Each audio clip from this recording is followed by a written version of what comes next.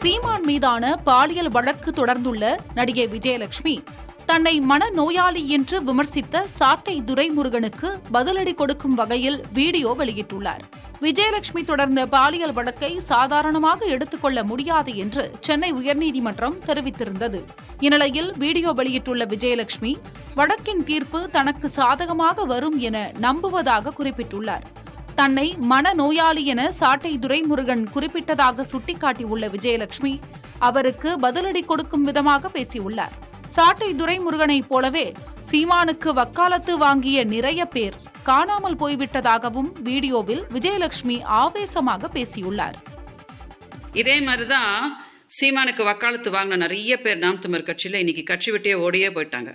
அந்த நீ எல்லாம் எனக்கு ஒரு பிரச்சனையே கிடையாது. இது ஒரு நேர்மையான கேஸு. எல்லாத்தையுமே நான் நேர்மையாக தான் சொல்லியிருக்கேன்.